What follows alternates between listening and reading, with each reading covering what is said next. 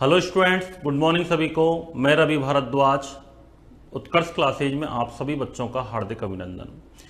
दोस्तों, आज हम पढ़ने वाले हैं थर्ड ग्रेड लेवल फर्स्ट के लिए जो इम्पोर्टेंट आपके क्वेश्चन सीरीज है उसकी व्याख्या करने वाले हैं, जिसमें कुछ क्वेश्चन बायोलॉजी, फिजिक्स और केमिस्ट्री के हम आपके लिए पार्ट 2 के अंदर लेकर के आए हैं।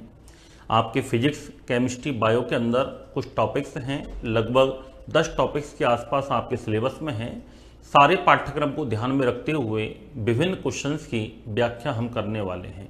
इसमें लगभग आपके सारे टॉपिक्स कवर हो जाएंगे, अच्छे से कवर होने वाले हैं और 100% इनको पढ़ करके आपको एग्जाम में 100% सफलता मिल जाएगी, क्योंकि सारे क्वेश्चंस को, सारे सिलेबस को, पाठ्यक्रम को ध्यान में रखते हुए रेडी किया गया है। तो आइए, सबसे पहला क्वेश्चन है हमारा, पहला टॉपिक हमारा बायोलॉजी का कोशिका है। तो कुछ क्वेश्चन हमने कोशिका वाले चैप्टर से लिए हैं, सेल वाले चैप्टर से लिए हैं। यहां से क्वेश्चन आने की पूरी संभावना रहेगी आपके। सबसे पहला क्वेश्चन हमारे सामने है, निम्नलिखित में से कौन कोशिका का मस्तिष्क कहा जाता है? निम्नलिखित में से किसको कोशिका का मस्तिष्क कहते हैं? क्या राइबोसोम को कहते हैं, केंद्रक को कहते हैं, प्लाज्मा मेम्ब्रेन को कहते हैं, या माइटोकॉन्ड्रिया को कहा जाता है? तो दोस्तों, कोशिका का मस्तिष्क जो होता है वो केंद्रक है। कोशिका का मेन काम कौन करता है? केंद्रक करता है। केंद्रक का मेन फंक्शन क्या होता है? केंद्रक का मेन फंक्शन होता है कोशिका का विभाजन करना, सेल डिवीजन करना। और आपने थ्योरी में पढ़ा होगा कि सबसे पहले कोई भी ह्यूमन बॉडी है, उस ह्यूमन बॉडी का निर्माण एक सेल से होता है, एक कोशिका से होता है। जैसे कि हम बात करें, सबसे पहले पुरुषों में शुक्राणु बनते हैं, महिलाओं में अंडाणु बनते हैं। जब शुक्राणु और अंडाणु का निषेचन होता है तो एक संरचना बनती है जिसको हम कहते हैं युग्मनज। क्या कहते हैं बच्चों? युग्मनज कहते हैं। जायगोट कहा जाता है इसको। क्या कहते हैं? युग्मनज या जायगोट कहते हैं। युग्मनज के अंदर यहां पर इसको हम द्विगुणित कोशिका भी कहते हैं। क्या कहते हैं इसको? द्विगुणित कोशिका के नाम से जाना जाता है। द्विगुणित का मतलब क्या है? 23 गुणसूत्र नर से आते हैं, 23 मादा से आते हैं, टोटल मिलाकर यहाँ पर 46 हो जाते हैं, इसलिए इसको डिप्लॉयड सेल के नाम से जाना जाता है। याद रखना, शुक्राणु और अंडाणु ये दो कोशिकाएं ऐसी होती हैं हमारे शरीर में जिनमें गुणसूत्रों की संख्या 23 पाई जाती है। बाकी सभी में कितनी होगी दोस्तों? 46 होती है। तो शुक्राणु अंडाणु के निषेचन के दौरान युग्मनज बनता है। युग्मनज को क्या कहते हैं? द्विगुणित कोशिका कहते हैं। ये केंद्रक क्या काम करता है? कोशिका का विभाजन करता है। तो एक कोशिका से कितनी हो जाती हैं? 2। फिर विभाजन होगा, 2 से कितनी हो जाती हैं? 4। 4 से कितनी हो जाती हैं? 8। इस प्रकार से कोशिकाओं के समूह बन जाते हैं। कोशिकाओं का समूह बताओ क्या कहलाता है? ऊतक कहलाता है, टिश्यू कहलाता है। फिर ऊतकों से धीरे धीरे क्या बन जाते हैं? अंग। अंगों से मिलकर क्या बन जाते हैं? अंग तंत्र, जैसे पाचन तंत्र, श्वसन तंत्र, उत्सर्जन तंत्र, रक्त परिसंचरण तंत्र, पेशी तंत्र, कंकाल तंत्र। और ये सभी तंत्र मिलकर के किसका निर्माण करते हैं? शरीर का निर्माण करते हैं। यानी सबसे पहले युग्मनज को आगे बढ़ाने का काम किसने किया था? केंद्रक ने किया था। इसलिए इसको कोशिका का मस्तिष्क भी कहते हैं और कोशिका का इसको नियंत्रण केंद्र भी कहा जाता है, या इसको निर्देशक भी कहते हैं। कोशिका का नियंत्रण केंद्र या निर्देशक किसे कहा जाता है? कंट्रोलर या मैनेजर केंद्रक को कहते हैं, क्योंकि यह कोशिका में होने वाली संपूर्ण जैविक क्रियाओं पर नियंत्रण का कार्य करता है। जितनी भी मेटाबॉलिक एक्टिविटीज होती हैं सभी पर कंट्रोल कोऑर्डिनेशन का काम करता है। इसलिए कोशिका को क्या कहते हैं दोस्तों? केंद्रक को क्या कहते हैं? कोशिका का नियंत्रण केंद्र के नाम से जाना जाता है। तो राइट आंसर इसका क्या होगा? केंद्रक होगा।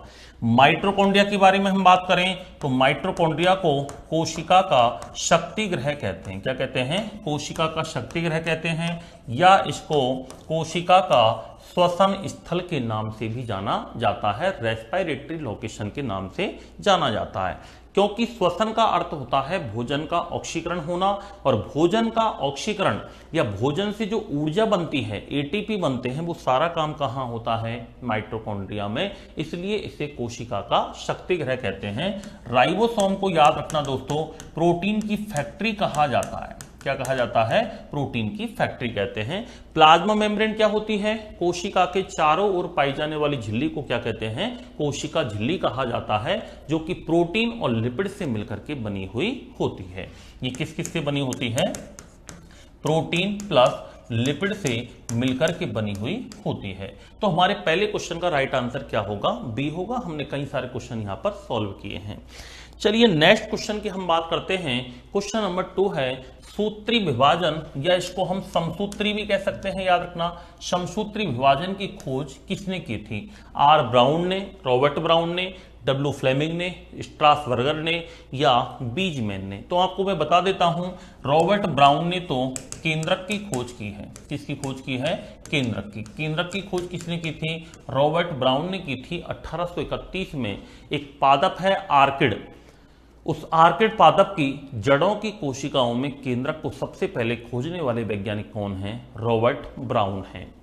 डब्ल्यू फ्लेमिंग जो है दोस्तों, उन्होंने याद रखना समसूत्री विभाजन की खोज की थी। स्ट्रासबर्गर की बात करें हम, तो स्ट्रासबर्गर ने गुणसूत्र की खोज की थी।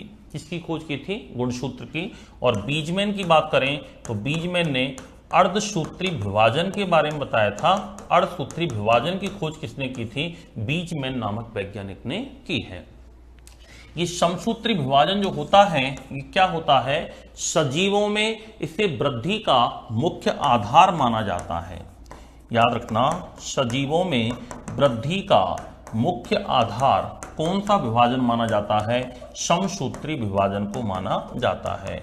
जैसे हम लोग पहले युग्मनज बनता है, धीरे धीरे हमारा विकास होता है, ऊतक बनते हैं, अंग बनते हैं, एक शिशु बन जाता है, भ्रूण बन जाता है, पूरा शिशु बन जाता है, हम और भी बड़े होते हैं, बाद में जन्म के बाद पौधा लगाते हैं हम, छोटा सा पौधा धीरे धीरे ग्रो करता है, बढ़ता जाता है। ये सब कुछ कौन से विभाजन से होता है? समसूत्री विभाजन से होता है।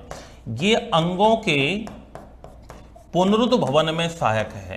पुनरुद्भवन क्या होता है?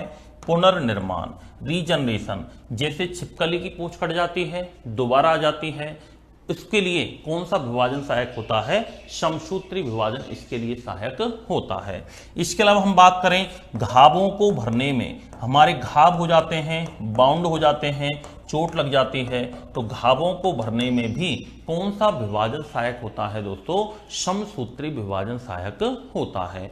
और समसूत्री विभाजन जो होता है ये हमारी कायिक कोशिका में होता है। कौन सी कोशिका में होता है? कायिक। जबकि अर्धसूत्री विभाजन जो होता है ये हमारी जनन कोशिका में होता है। किसमें होता है? जनन कोशिका में। ये आनुवांशिक गुणों के स्थानांतरण से संबंधित है और ये हमारी वृद्धि के लिए है। सजीवों में वृद्धि के लिए मेन विभाजन कौन सा होता है? समसूत्री विभाजन होता है। तो सेकंड का बताइए राइट आंसर क्या हो जाएगा? बी होगा। सेकंड का सही आंसर क्या होगा? बी। चलिए नेक्स्ट क्वेश्चन है हमारा, कोशिका विभाजन की निम्नलिखित अवस्थाओं में से किसमें डीएनए की मात्रा दुगनी हो जाती है? दोस्तों जब कोशिका का विभाजन होता है तो इसमें अपन सेल साइकिल पढ़ते हैं, कोशिका चक्र आपने थ्योरी में पढ़ा है। और कोशिका चक्र में एक अवस्था होती है, इसको कहते हैं अंतरावस्था। क्या कहा जाता है? अंतरावस्था कहते हैं, याद रखना। और अंतरावस्था जो होती है ये कोशिका विभाजन की तैयारी की अवस्था होती है। अंतरावस्था में एक हमारे S1 फेज होती है, ठीक है। इसमें इंटरफेज जो होता है इसको तैयारी की अवस्था कहा जाता है। और इसमें ही याद रखना डीएनए की मात्रा क्या होती है? डबल होती है। तो इंटरफेज या अंतरावस्था इसका क्या हो जाएगा? राइट आंसर होगा। प्रोफेज, प्रोफेज को पूर्वावस्था कहते हैं, जो कि सबसे लंबी अवस्था है। इसमें क्या होता है? केंद्रिका, केंद्रक झिल्ली आदि का विलुप्तीकरण प्रारंभ हो जाता है। मेटाफेज में क्या होता है? गुणसूत्र स्पष्ट रूप से दिखाई देते हैं। प्रोफेज में याद रखना केंद्रिका, केंद्रक झिल्ली का विलुप्तीकरण प्रारंभ हो जाता है। क्या हो जाता है?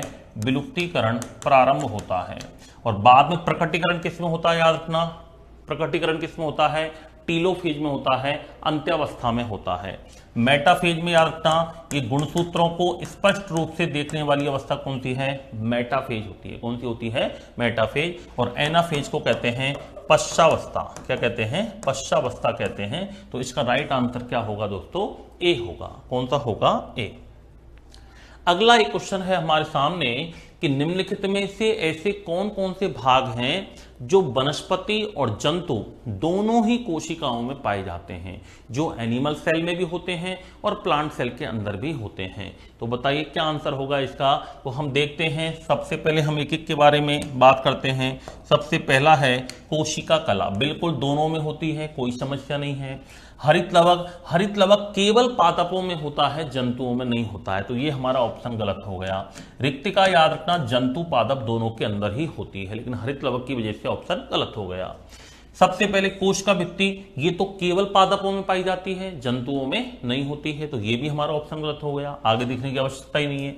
हालांकि केंद्रक रिक्तिका दोनों में पाए जाते हैं। कोशिका कला, कोशिका कला सेल मेम्ब्रेन, प्लाज्मा झिल्ली दोनों में पाई जाती है। कोशिका द्रव दोनों में पाया जाता है, जंतु कोशिका में भी होगा, पादप कोशिका में भी होगा, केंद्रक दोनों में ही होगा। तो बताइए सही आंसर क्या हो जाएगा इसका, सी हो जाएगा। क्या हो जाएगा, सी। यहां देख लो कोशिका भित्ति, बस यही गलत हो गया, और बाकी हरित लवक ये भी केवल पादप कोशिकाओं में होते हैं, ये दोनों में होता है। तो सी ऑप्शन के सभी ऑर्गन ऐसे हैं जो जंतु कोशिका एवं पादप कोशिका दोनों के अंदर ही पाए जाते हैं। हरित लवक जो होता है दोस्तों, उसको पादप कोशिका की रसोई कहते हैं। क्या कहते हैं, पादप कोशिका की रसोई कहते हैं। इसमें से कुछ मैं बातें आपको बता देता हूं।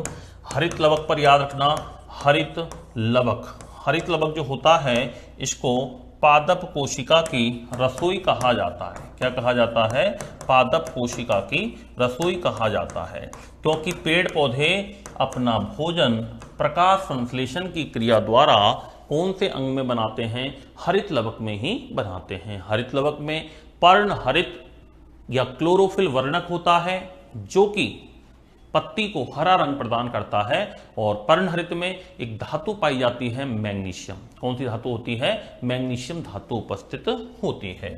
कोशिका कला, ये कोशिका की सुरक्षा करती है। ग्लाइकोप्रोटीन लाइपोप्रोटीन की बनी होती है, लिपिड प्रोटीन से मिलकर बनी होती है।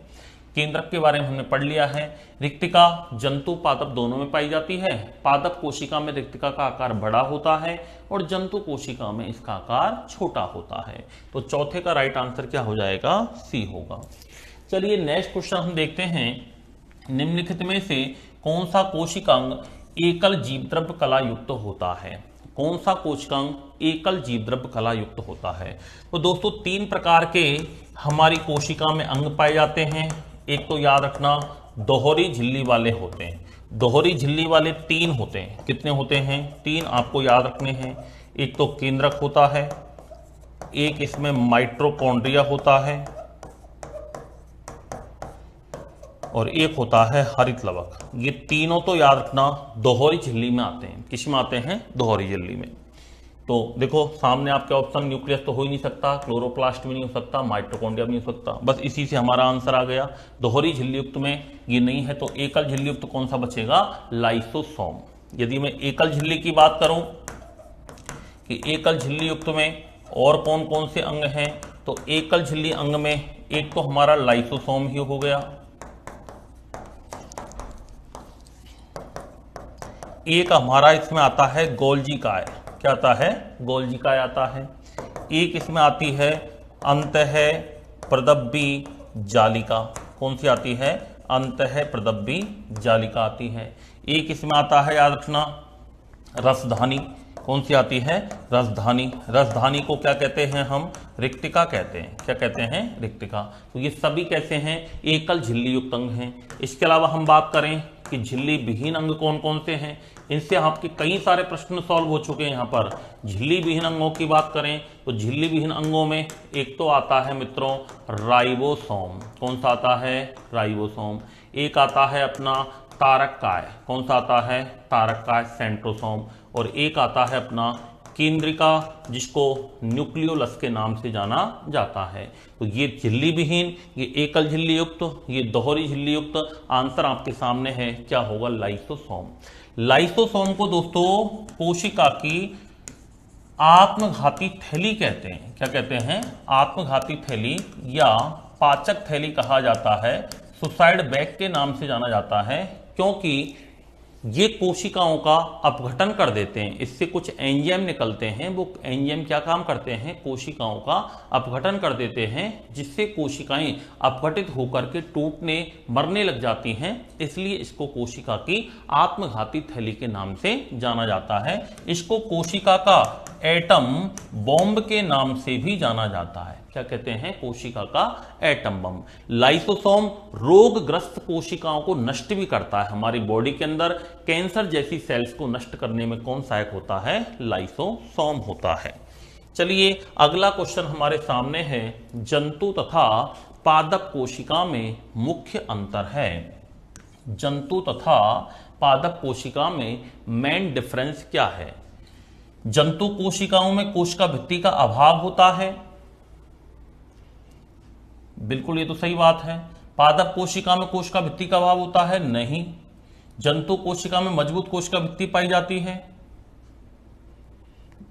नहीं।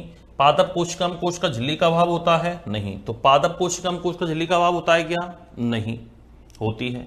जंतु कोशिका में कोशिका भित्ति पाई जाती है क्या, नहीं। पादप कोशिका में अभाव होता है क्या, नहीं। पादप कोशिका में कोशिका भित्ति होती है, लेकिन जंतु कोशिका में कोशिका भित्ति का अभाव होता है क्या, बिल्कुल सही बात है। जंतु कोशिका में कोशिका भित्ति नहीं होती है। तो ये इसका मेन अंतर है। कोशिका भित्ति क्या होती है, कोशिका भित्ति एक कोशिका के रस के द्वारा स्त्रवित एक दृढ़ आवरण है, जो कि कोशिका को मजबूती प्रदान करता है, यांत्रिक सहारा प्रदान करता है, मैकेनिकल सपोर्ट देने का कार्य करता है। कोशिका भित्ति केवल पेड़ पौधों में होती है, जीवाणुओं में होती है और कवक में होती है। कोशिका भित्ति याद रखना पादपों में होती है। पादपों की कोशिका भित्ति किसकी बनी होती है, मुख्यतया सेलुलोज की बनी होती है। सेलुलोज के साथ साथ इसमें हेमी सेलुलोज भी पाया जाता है और पैक्टिन भी पाया जाता है। जो दृढ़ ऊतक होते हैं उनमें लिग्निन भी पाया जाता है। क्या पाया जाता है, लिग्निन। जैसे नारियल के छिलके किसका बना होता है, लिग्निन का। अखरोट का छिलका, बादाम का छिलका, मूंगफली का छिलका, इनमें लिग्निन पाया जाता है। क्वेश्चन आता है कि पेड़ पौधों में सीमेंट के समान पाए जाने वाला रासायनिक कठोर पदार्थ का नाम क्या है, लिग्निन है। क्या नाम है, लिग्निन है, याद रखना। ये दृढ़ ऊतकों का निर्माण करता है। पादपों में दृढ़ बनाने में कौन सहायक होता है, लिग्निन। एक क्या रखना, कवक, कवक को बोलते हैं फफूंद। फफूंदों के अंदर भी कोशिका भित्ति पाई जाती है और कवकों की कोशिका भित्ति किसकी बनी होती है मित्रों, काइटिन की बनी होती है। और एक याद रखना, जीवाणु के अंदर भी कोशिका भित्ति पाई जाती है। जीवाणु की कोशिका भित्ति किसकी बनी होती है, पेप्टाइडोग्लाइकेन की बनी होती है। किसकी बनी होती है, पेप्टाइडोग्लाइकेन से निर्मित होती है। तो छठे का राइट आंसर क्या हो जाएगा, ए होगा। बाकी तीनों चीजें अपन ने पढ़ ली हैं। अगला क्वेश्चन है क्वेश्चन नंबर 7। निम्नलिखित में से कौन सा कोशिकांग केंद्रक से जुड़ा रहता है।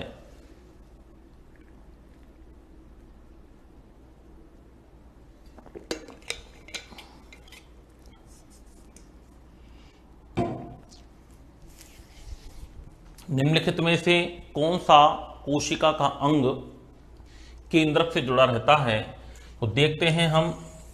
ये हमारी है कोशिका झिल्ली, ये है केंद्रक। एक अंग होता है जो कि इस प्रकार से जालनुमा संरचना के रूप में पाया जाता है।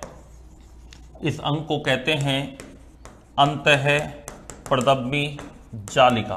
क्या कहते हैं, अंतःप्रदब्बी जालिका।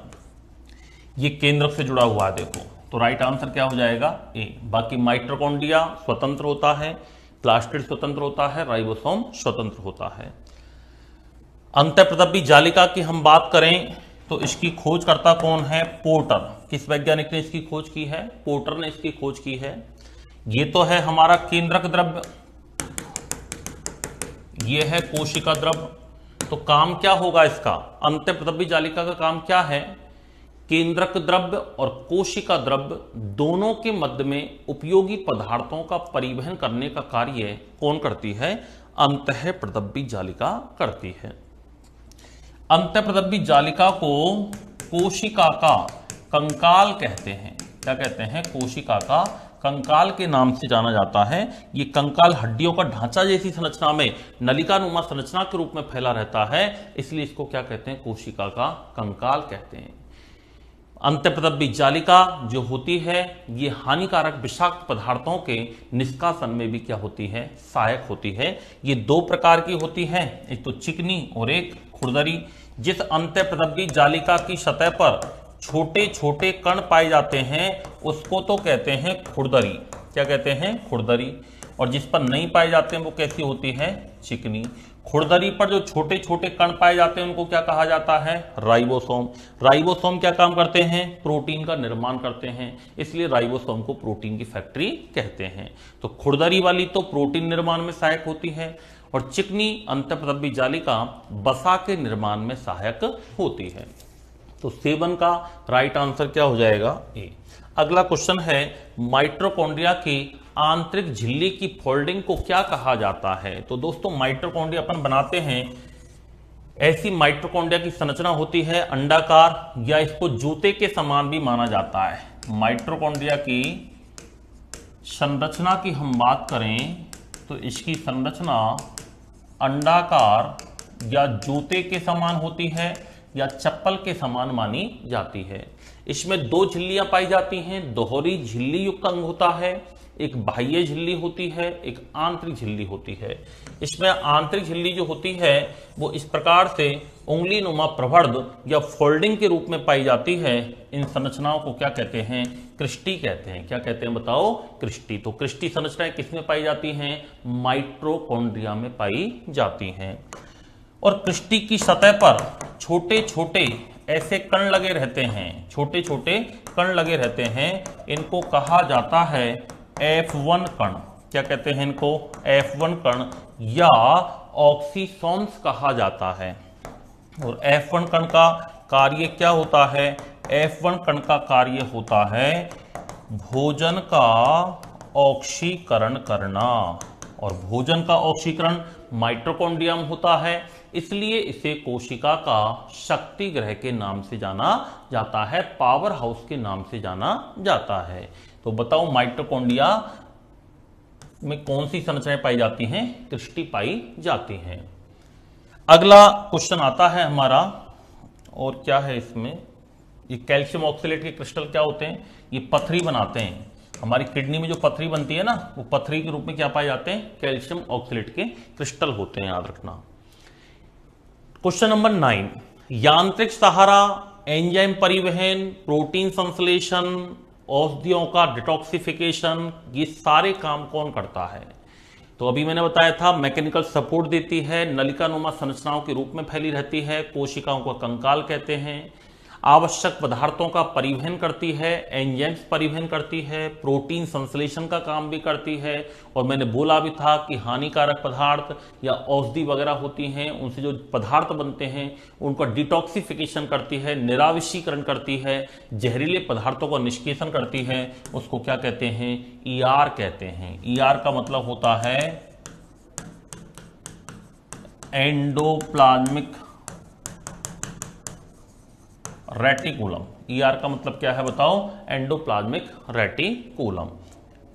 डिक्टियोसोम तो गोल्जी काय को कहा जाता है, किसको कहा जाता है, गोल्जी काय का ही दूसरा नाम क्या होता है, डिक्टियोसोम्स होता है। और क्लोरोप्लास्ट किसको कहते हैं, हरित लवक को कहते हैं।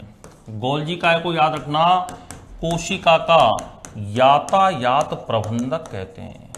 क्या कहते हैं, यातायात प्रबंधक, ट्रैफिक मैनेजर कहते हैं, क्योंकि यह हानिकारक पदार्थों का परिवहन करता है। और गोल्जी काय जो होता है ये पदार्थ का मेन एक स्रावी अंग है, पदार्थों का सीक्रेशन करता है, इसलिए इसको क्या कहा जाता है, कोशिका का स्रावी अंग के नाम से भी जाना जाता है। तो राइट आंसर क्या हो जाएगा इसका, तो ईआर होगा, ए। नेक्स्ट क्वेश्चन, कैरियोलॉजी किसका अध्ययन है। क्या केंद्रक का अध्ययन है, कोशिका का अध्ययन है, ऊतक का अध्ययन है, या जीन्स का अध्ययन है। तो आपको पता होगा कैरियोलॉजी केंद्रक का अध्ययन कहलाता है, कोशिका का अध्ययन कहलाता है साइटोलॉजी। क्या कहलाता है, साइटोलॉजी कहलाता है। ऊतकों का अध्ययन कहलाता है हिस्टोलॉजी। क्या कहलाता है? हिस्टोलॉजी, या इसको कहते हैं औतिकी। क्या कहते हैं? औतिकी। और जीन्स वगैरह होते हैं, गुणसूत्र वगैरह होते हैं, इन सब का अध्ययन तो जेनेटिक्स में किया जाता है। किसमें किया जाता है? जेनेटिक्स में, या उसको कहा जाता है आनुवांशिकी। क्या कहा जाता है? आनुवांशिकी। जीन जो होती है ये आनुवांशिकता की सबसे छोटी इकाई है।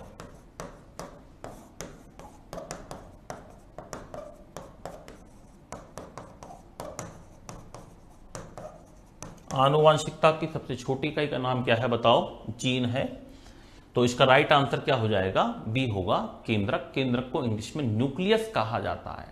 और केंद्रक जो होता है ये कोशिका का नियंत्रण केंद्र भी कहलाता है।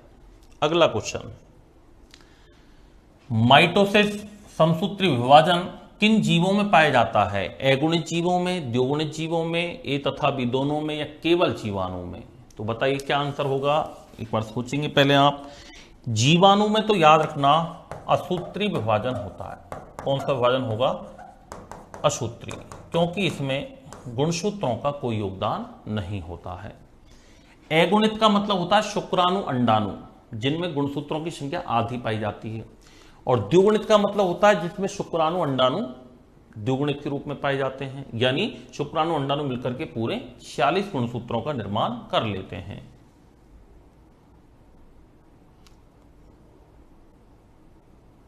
उसको क्या कहा जाता है? द्विगुणित कहा जाता है।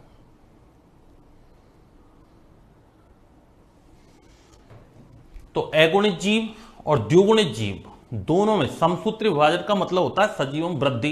अब वृद्धि तो दोस्तों दोनों में होती है, आपको भी पता है। तो जब दोनों में होगी तो ए तथा बी इसका क्या हो जाएगा? राइट आंसर हो जाएगा।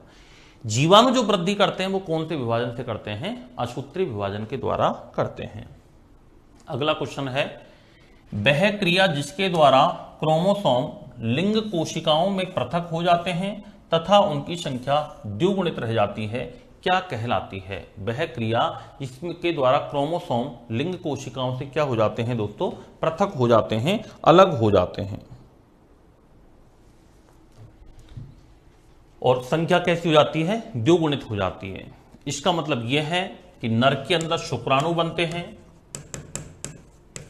मादा के अंदर अंडाणु बनते हैं, दोनों में ही 23 गुणसूत्र पाए जाते हैं।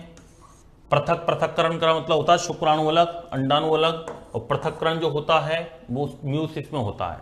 फिर बाद में जब उनका निषेचन होगा तो युग्मनज बनेगा। युग्मनज में पूरे गुणसूत्र कितने हो जाएंगे? 46। फिर युग्मनज से क्या बन जाता है? भ्रूण। भ्रूण से किसका निर्माण हो जाता है? शिशु का। तो 12 का राइट आंसर क्या हो जाएगा? डी होगा। क्या आंसर होगा? डी।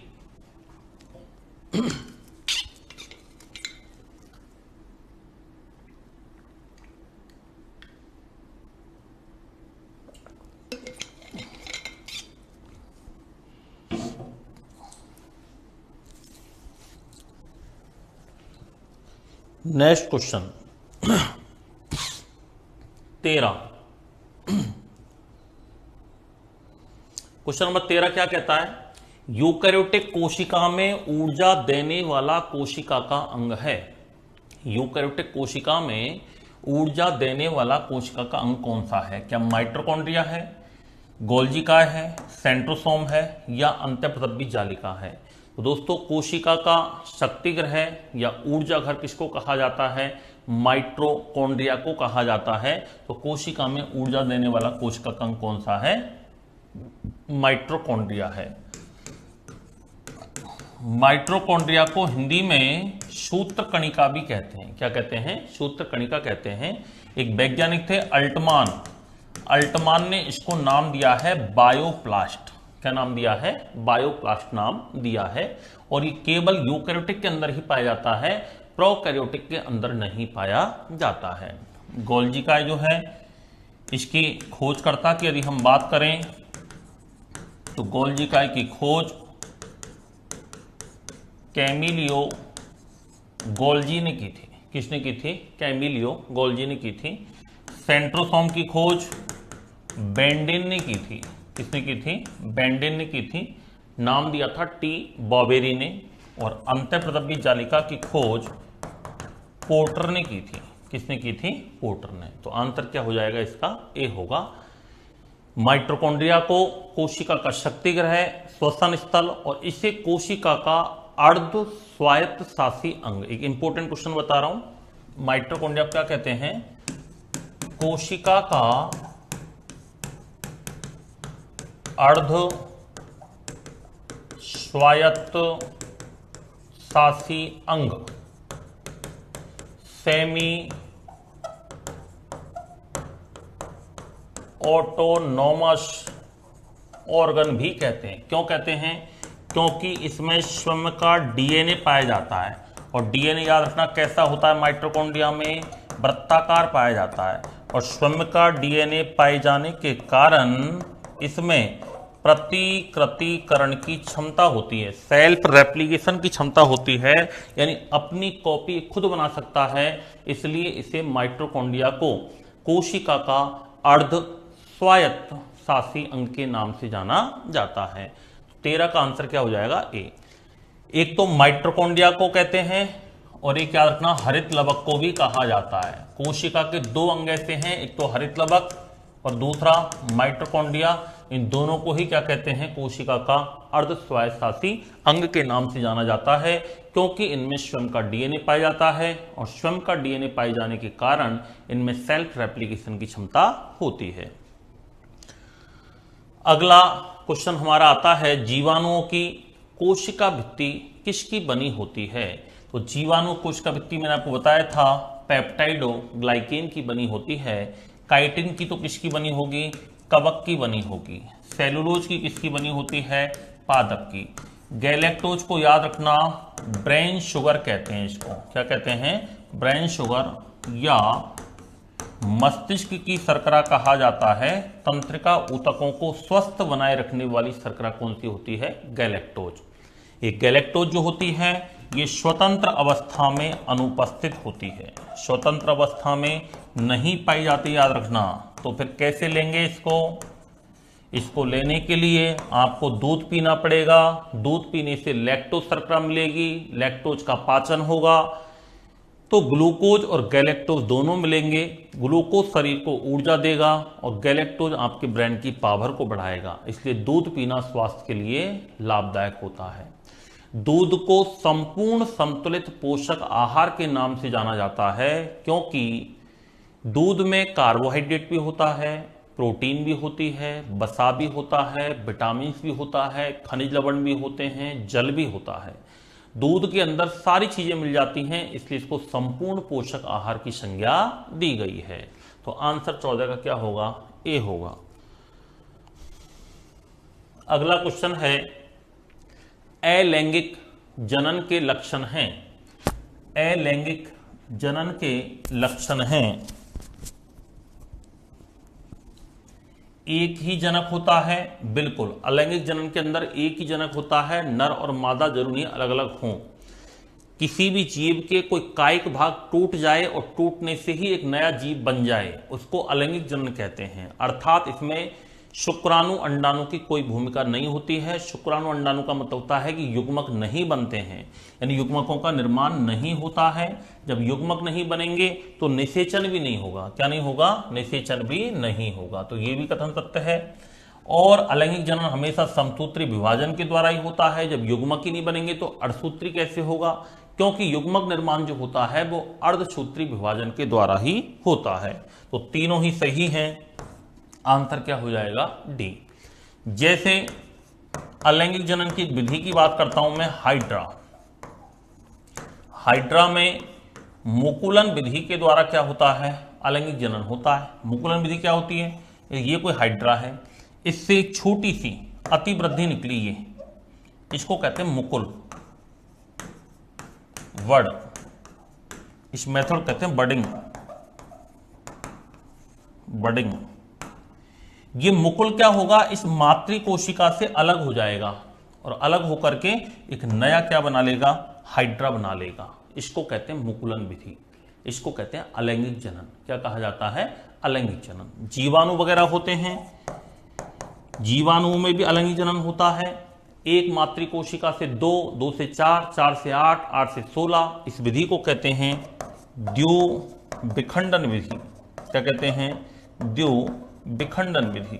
तो द्युविखंडन विधि, मुकुलन विधि, ये सब अलैंगिक जनन की विधियां होती हैं। होता है बहुविखंडन, जो प्लाज्मोडियम परजीवी होता है मलेरिया का, उसमें बहुविखंडन विधि के द्वारा अलैंगिक जनन संपन्न होता है। तो 15 का सही आंसर क्या हो जाएगा? डी होगा। अगला क्वेश्चन, बच्चे के जन्म में सहायक हार्मोन है। बच्चे के जन्म में सहायक हार्मोन है क्या? Estrogen, relaxin, progesterone, testosterone. तो याद रखना दोस्तों, बच्चों के जन्म में एक हार्मोन होता है जिसका नाम क्या है? रिलैक्सिन। क्या नाम है? रिलैक्सिन। रिलैक्सिन हार्मोन क्या काम करता है? महिलाओं में एक जोड़ पाया जाता है जिसको कहते हैं प्यूबिक सिम्फाइसिस। जब प्रसव होता है, लेबर पेन होता है, जब दर्द प्रारंभ होता है प्रसव क्रिया का, उस समय रिलैक्सिन हार्मोन क्या काम करता है? महिलाओं में उपस्थित प्यूबिक सिम्फाइसिस नामक जोड़ को लचीला बना देता है ये, जिससे शिशु के जन्म में सहायता मिलती है। साथ ही ये लेबर पेन के समय दर्द का अनुभव कम करता है, इसलिए इसको क्या कहते हैं? रिलैक्सिन हार्मोन के नाम से जाना जाता है। एस्ट्रोजन हार्मोन को याद रखना सुंदरता का हार्मोन कहते हैं। क्या कहते हैं? सुंदरता का हार्मोन कहते हैं। और एस्ट्रोजन को स्त्रीत्व का हार्मोन भी कहते हैं, क्योंकि यह महिलाओं के लक्षणों का क्या करता है? निर्धारण करता है। जैसे आवाज का पतली होना, शरीर पर बालों का कम होना, त्वचा का मुलायम होना, स्तन ग्रंथियों का विकास होना, मासिक स्राव का होना, ऐसे सभी लक्षणों का निर्धारण महिलाओं में एस्ट्रोजेन हार्मोन के द्वारा किया जाता है। इसलिए इसको क्या कहते हैं बताओ? स्त्रीत्व का हार्मोन कहते हैं, या द्वितीयक लैंगिक लक्षणों का निर्धारण करने वाला हार्मोन भी कहते हैं। ये प्रोजेस्टेरोन हार्मोन जो होता है वो महिलाओं में गर्भधारण निर्धारण करने में सहायक होता है, इसलिए इसको गर्भधारण निर्धारक हार्मोन के नाम से जाना जाता है। प्रोजेस्टेरोन हार्मोन किससे निकलता है? तो याद रखना कार्पस ल्यूटियम से निकलता है। कार्पस ल्यूटियम क्या है?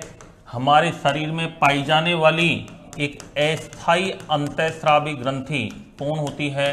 कार्पस ल्यूटियम होती है। क्या होता है कार्पस ल्यूटियम? महिलाओं में एक महीने में एक अंडाणु बनता है। मासिक चक्र के 14वें दिन से लेकर के 19वें दिन के मध्य वो अंडाणु अंडाशय से निर्मुक्त होकर के अंडवाहिनी में पहुंच जाता है, जहां पर शुक्राणु मिलने पर, संभोग क्रिया होने पर शुक्राणु मिलता है तो निषेचन क्रिया संपन्न हो जाती है। निषेचन के संपन्न होने की संभावना बनती है। यदि शुक्राणु नहीं मिलता है तो धीरे धीरे अंडाणु अपनी जनन क्षमता खो देता है और मासिक चक्र के दौरान टूट करके बाहर निकल जाता है। उसको मासिक चक्र की प्रक्रिया कहा जाता है। कार्पस ल्यूटियम क्या है? जो अंडाणु बनता है उसके चारों ओर एक पीले रंग की खोल नुमा संरचना होती है, जिसे क्या कहा जाता है? कार्पस ल्यूटियम के नाम से जाना जाता है। और टेस्टोस्टेरोन ये पुरुषों में पाए जाने वाला हार्मोन है। ये एंड्रोजन्स का उदाहरण है। किसका उदाहरण है? एंड्रोजन्स का उदाहरण है।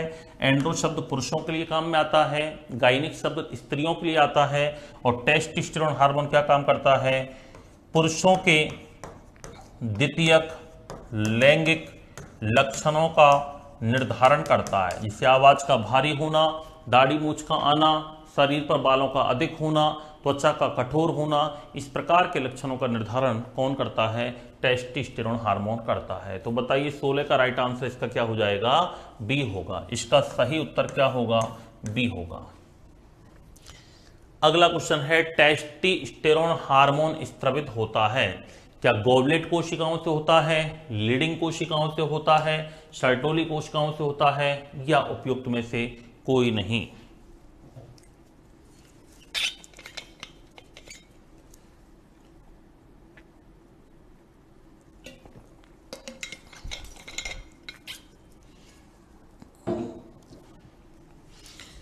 टेस्टोस्टेरोन हार्मोन जो होता है ये किससे निकलता है? देखो, लीडिंग कोशिकाओं से निकलता है। क्या होती है लीडिंग कोशिकाएं? लीडिंग कोशिकाओं को अंतराली कोशिकाएं भी कहते हैं। क्या कहते हैं? अंतराली कोशिकाओं के नाम से जाना जाता है। ये वृषण में पाई जाती हैं। कहां पर पाई जाती हैं? वृषण में पाई जाती हैं और इनसे निकलता है टेस्टोस्टेरोन हार्मोन, जो कि नर के द्वितीयक लैंगिक लक्षणों का निर्धारण करने का कार्य करता है। ये सर्टोली कोशिकाएं क्या होती हैं? सर्टोली कोशिकाएं शुक्राणुओं को पोषण प्रदान करती हैं। इनका कार्य क्या होता है? शुक्राणुओं का पोषण प्रदान करने का काम कौन करती हैं? सर्टोली कोशिकाएं करती हैं। इनको आधात्री कोशिकाएं भी कहा जाता है या इनको आलंबन कोशिकाओं के नाम से भी जाना जाता है। गोबलेट सेल्स ये तो म्यूकस का स्राव करती हैं। किसका स्राव करती हैं? म्यूकस या श्लेष्मा का स्राव करती हैं। तो 17 का आंसर क्या हो जाएगा? बी। अगला क्वेश्चन है 18।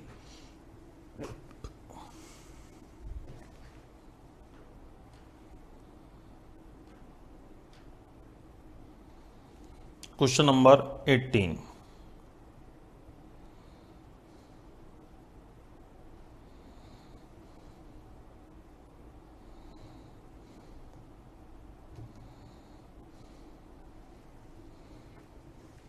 क्वेश्चन नंबर 18 क्या कहता है? यौवन आरंभ के साथ ही मादा क्या है? मनुष्य है। मादा में स्त्रवित होने वाला हार्मोन कौन सा है? जब यौवन आरंभ होता है, यौवन आरंभ को प्यूबर्टी कहते हैं। क्या कहते हैं? प्यूबर्टी। लैंगिक लक्षणों का प्रारंभ होना क्या कहलाता है? प्यूबर्टी कहलाता है। और मादा में जो हार्मोन निकलता है वो कौन सा निकलता है? एस्ट्रोजन। पुरुषों में कौन सा निकलेगा? टेस्टोस्टेरोन निकलेगा। एस्ट्रोजन महिलाओं के लक्षणों का निर्धारण करता है। एक क्वेश्चन आता है, याद रखना, कि गर्भ निरोधक गोलियों में कौन से हार्मोन का प्रयोग किया जाता है? ये गर्भ धारण करने से पहले ली जाने वाली गोलियां हैं, गर्भ निरोधक गोलियां।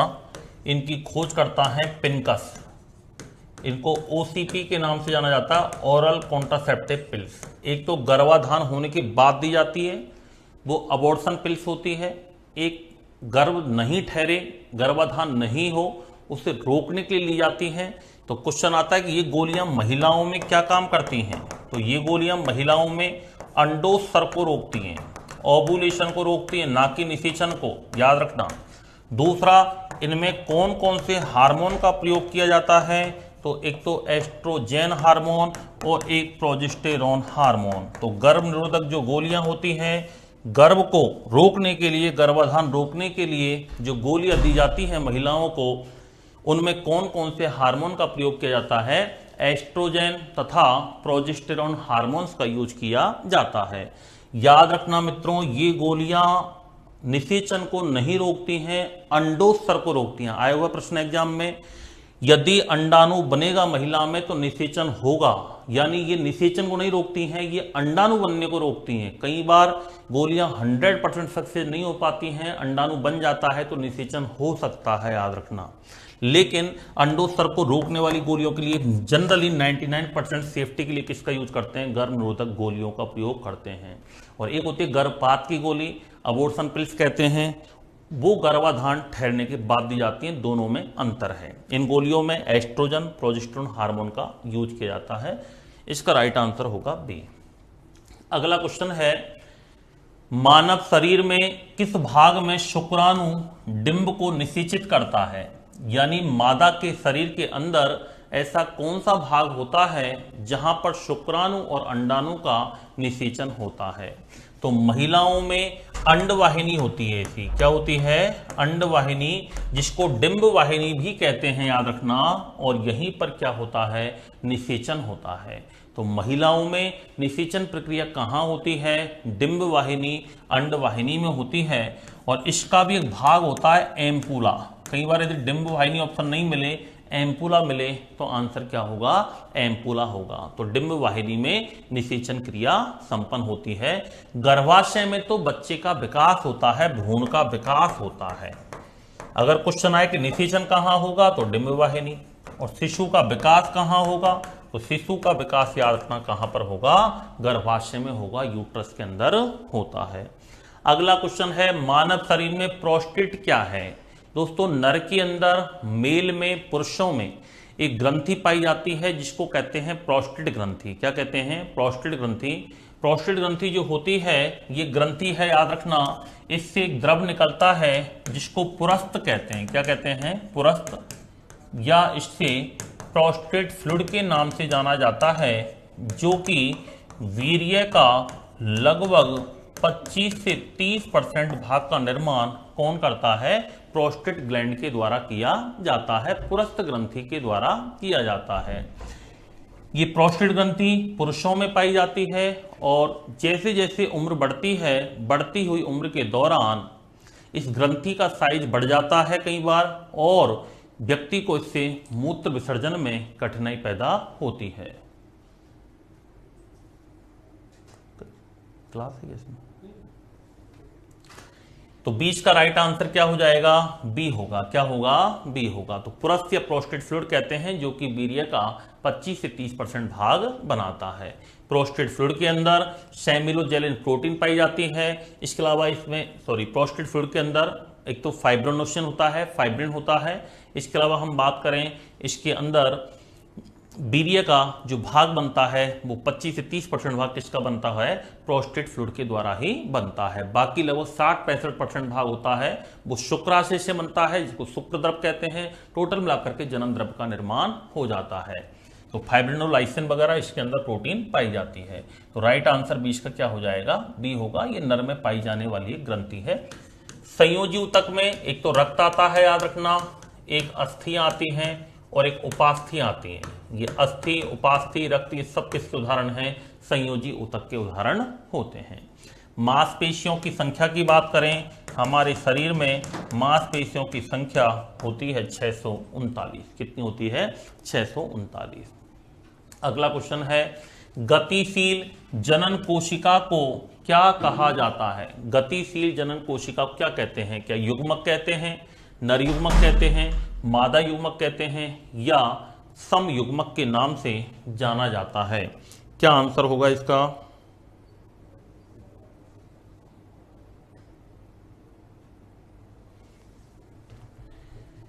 युग्मक, नर युग्मक। तो दोस्तों युग्मक तो होगा, लेकिन युग्मक में भी नर होगा या मादा होगा? तो मादा युग्मक तो स्थिर होता है, अंडाणु तो स्थिर होता है, महिलाओं में अंदर होता है।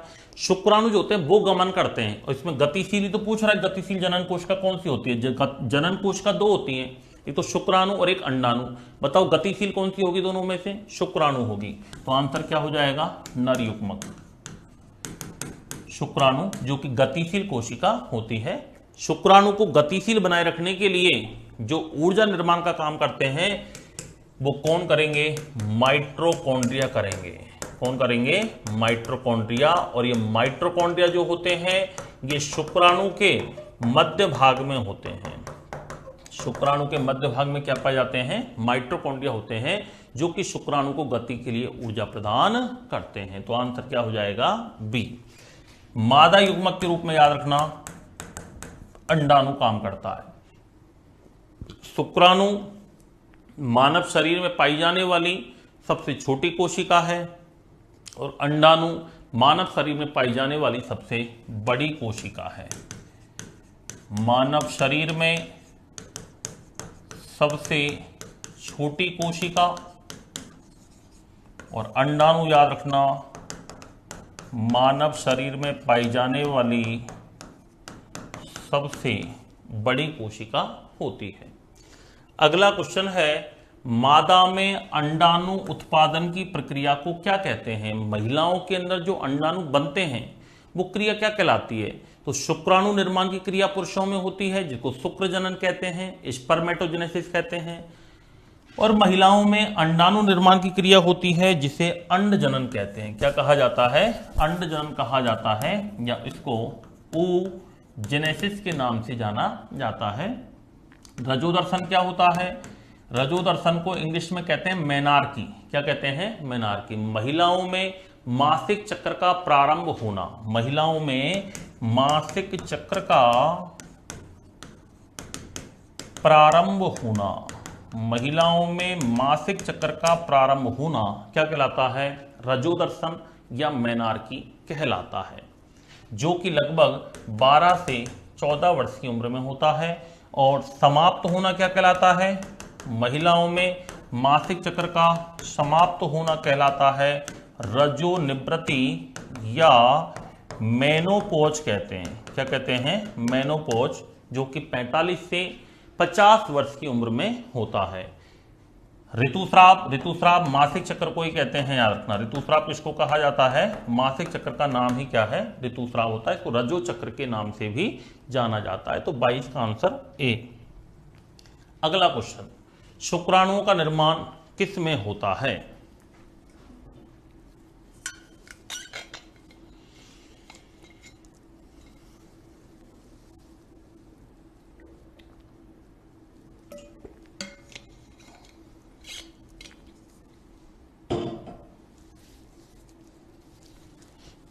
शुक्राणु का निर्माण क्या मूत्रवाहिनी में होता है? नहीं। क्या वृषण में होता है? बिल्कुल। शुक्राणु का निर्माण कहां होता है? वृषण में होता है। वृषण नर जनन ग्रंथि के रूप में काम करते हैं। वृषण जो होते हैं वो नर जनन ग्रंथि के रूप में काम करते हैं। एक क्वेश्चन है इंपोर्टेंट, नर जनन ग्रंथियां वृषण उदर भाग से बाहर पाए जाते हैं, क्यों? पुरुषों में जो नर जनन ग्रंथि होती है ये शरीर से बाहर उपस्थित होती है, क्यों? क्योंकि शुक्राणुओं के निर्माण के लिए शरीर के तापमान से कम 3-4 डिग्री सेल्सियस कम तापमान की आवश्यकता होती है। इसलिए उदर गुहा से कहाँ पाई जाती हैं? बाहर पाई जाती हैं। याद रखना, हमारे शरीर का तापमान हमेशा सेम रहता है। हम समतापी जीव हैं, हमारा तापमान कभी भी नहीं बदलता है। वातावरण का चाहे 0 हो जाए चाहे 50 हो जाए, हमारे शरीर का तो एनी टाइम कितना रहता है? 37 डिग्री रहता है। एग्जैक्ट होता है 36.9 डिग्री सेल्सियस, या फ़ारेनहाइट में होता है 98.4 डिग्री फ़ारेनहाइट। फिक्स रहता है। जैसे ज़्यादा होता है व्यक्ति बुखार से पीड़ित हो जाता है। लेकिन शुक्राणुओं का निर्माण इतने तापमान पर संभव नहीं होता है। इसके लिए लगभग 34 के आसपास का तापमान चाहिए, याद रखना 34-35 के आसपास। वो शरीर में बन नहीं पाता, इसलिए ये उदर गुहा से कहाँ पाई जाती हैं? बाहर। जैसे टेम्परेचर डाउन होता है तभी शुक्राणुओं का निर्माण होता है। तो आंसर क्या हो जाएगा? वृषण। प्रोस्टेट ग्रंथि ये तो नर में पाई जाती है, याद रखना। पुरुष द्रव का स्राव करती है। और प्रोस्टेट ग्रंथि एक बहिस्रावी ग्रंथि है। कैसी ग्रंथि है? बहिस्रावी ग्रंथि के रूप में कार्य करती है। एक्सोक्राइन ग्लैंड के रूप में काम करती है।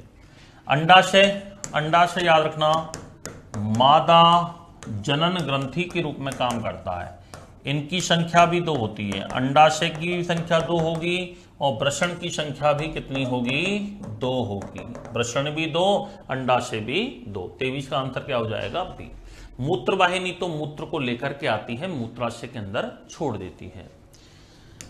अगला क्वेश्चन है 24, निम्नलिखित में से किस हार्मोन्स को सुंदरता का हार्मोन कहते हैं? तो इसकी चर्चा तो मैंने आपको पहले ही बता दी थी। सुंदरता, ब्यूटी हार्मोन, सुंदरता का hormone beauty hormone. Beauty hormone किसमें पाया जाएगा? महिलाओं में। किसमें पाया जाता है? महिलाओं में होता है भाई। तो सुंदरता का हार्मोन किसको कहा जाता है? एस्ट्रोजेन को कहते हैं। किसको कहते हैं? एस्ट्रोजेन को कहते हैं। ये महिलाओं के द्वितीयक लैंगिक लक्षणों का निर्धारण भी करता है। और एस्ट्रोजन किससे निकलता है? ये अंडाशय में छोटी छोटी संरचनाएं पाई जाती हैं जिनको ग्रेफियन पुटिकाएं कहते हैं। क्या कहते हैं? ग्रेफियन पुटिकाएं कहते हैं। उन ग्रेफियन पुटिकाओं से क्या होता है? सीक्रेट होता है। अगला क्वेश्चन है हमारा 25, श्वसन में सर्वप्रथम कौन से क्रियाधार का उपयोग किया जाता है? इस लाइन का मतलब यह है श्वसन का अर्थ क्या होता है। अब देखो यहां ध्यान से समझेंगे हम। श्वसन का अर्थ सांस लेना नहीं होता है। श्वसन का अर्थ क्या होगा? श्वसन का अर्थ होगा भोजन में उपस्थित कार्बोहाइड्रेट, प्रोटीन, वसा, तीनों का ऑक्सीकरण क्या कहलाता है? श्वसन कहलाता है। आपको ऐसा लग रहा होगा कि श्वसन का अर्थ तो सांस लेना होता है, नहीं। श्वसन को इंग्लिश में कहते हैं रेस्पिरेशन, सांस लेने को कहते हैं ब्रीथिंग। क्या कहते हैं? ब्रीथिंग। आप जो ऑक्सीजन ले रहे हो ये क्यों ले रहे हो? इसका अंदर हमारे शरीर में क्या यूज है? और आप जो CO2 बाहर निकाल रहे हो ये क्यों निकाल रहे हो? कहां से बन रही है भाई? जहां ऑक्सीजन का उपयोग होता है वहीं पर CO2 का निर्माण होता है। ये क्रिया कहलाती है भोजन का ऑक्सीकरण। ऐसा कौन सा काम है जिसमें ऑक्सीजन का यूज होता है? तो याद रखना, भोजन को तोड़ने के लिए ऑक्सीजन का यूज होता है। आप 24 घंटे ऑक्सीजन लेते हो, हमेशा ऑक्सीजन लेते हो, क्यों लेते हो? कोई तो काम होगा शरीर में, तभी तो आप लेते हो, क्योंकि भोजन को तोड़ने के लिए जरूरी है। आपको मैं बोलूं कि आप रसगुल्ले खाओ, काजू कतली खाओ, आपके मुंह में मैं रसगुल्ले काजू कतली भर दूं, लेकिन आपसे बोलूं सांस मत लो, ऑक्सीजन मत लो, क्या खा पाओगे? नहीं खा पाओगे। यानी भोजन से भी ज़्यादा जरूरी है हमारी बॉडी के लिए ऑक्सीजन, क्योंकि भोजन जो टूटता है वो ऑक्सीजन की उपस्थिति में ही टूटता है, और ऑक्सीजन की उपस्थिति में भोजन का टूटना ही क्या कहलाता है? भोजन का ऑक्सीकरण। और भोजन के ऑक्सीकरण को क्या कहते हैं? श्वसन। यानी इसमें ऑक्सीजन हम लेते हैं और CO2 इसमें बनती है, उसको हम छोड़ देते हैं। ये छोड़ना और लेना, ये क्रिया कहलाती है संवातन। क्या कहलाती है? संवातन कहलाती है, या इसको ब्रीथिंग क्रिया कहते हैं। क्या कहते हैं? ब्रीथिंग कहते हैं। बाकी नॉर्मली याद रखना, श्वसन का अर्थ आपसे पूछे तो आप क्या बताओगे? भोजन का ऑक्सीकरण। और यह क्रिया होती कहां पर है? माइटोकॉन्ड्रिया में। कहां पर होती है? माइटोकॉन्ड्रिया में। इसलिए माइटोकॉन्ड्रिया को कोशिका का श्वसन स्थल कहते हैं, या कोशिका का शक्ति ग्रह के नाम से जाना जाता है, पावर हाउस के नाम से जाना जाता है। और सबसे पहले याद रखना, कार्बोहाइड्रेट, प्रोटीन, वसा, इन तीनों में से सबसे पहले श्वसन, सबसे पहले टूटना किसका होता है? कार्बोहाइड्रेट का। इसलिए इसको प्रथम क्रियाधार के नाम से जाना जाता है, प्रथम श्वसनी पदार्थ कहते हैं इसको। क्या कहते हैं? प्रथम श्वसनी पदार्थ के नाम से किसको जाना जाता है? कार्बोहाइड्रेट को। बाकी प्रोटीन को तो क्या कहते हैं? शरीर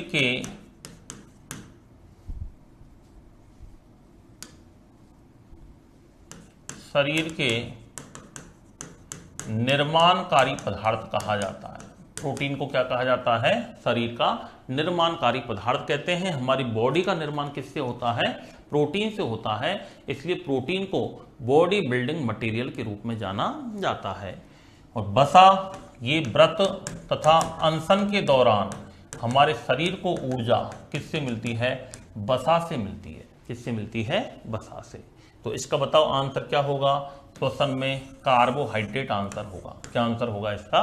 कार्बोहाइड्रेट। अगला क्वेश्चन,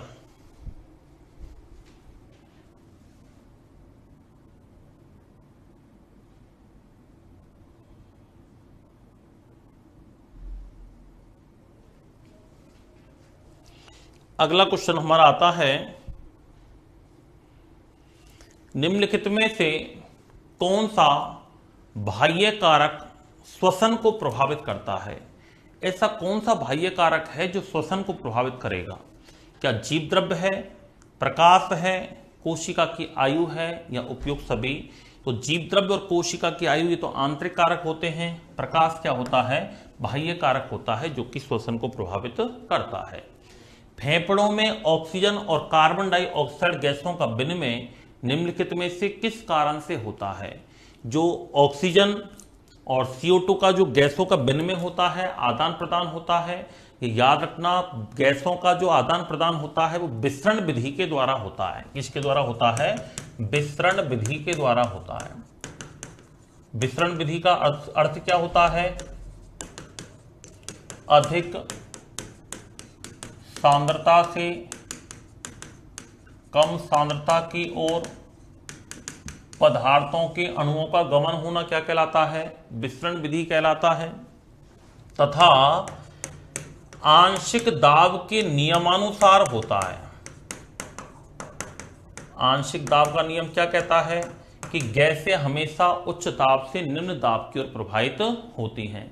जब उच्च दाब निम्न दाब होगा, इसका मतलब दाबों में अंतर होगा, तो आंसर क्या हो जाएगा? उनके दाब में अंतर के कारण। तो गैसों का विसरण, गैसों का आदान प्रदान हमेशा आंशिक दाब के नियमानुसार होता है, या हम ये कह सकते हैं विसरण विधि के द्वारा होता है। आंसर क्या हो जाएगा? 27 का बी। अगला क्वेश्चन है, निम्नलिखित में से किसे EMP पाथवे कहा जाता है? पहले तो हम बात करते हैं EMP पाथवे होता क्या है।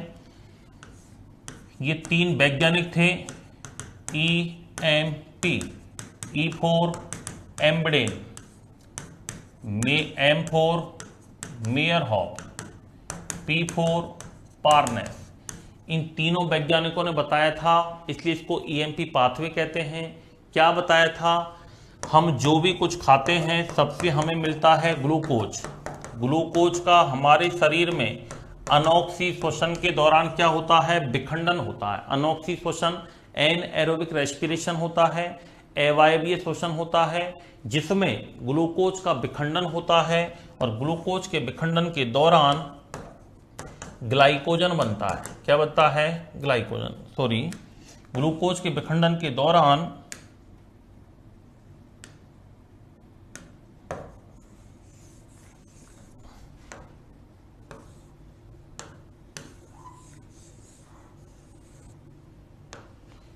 ग्लूकोज का विखंडन होता है।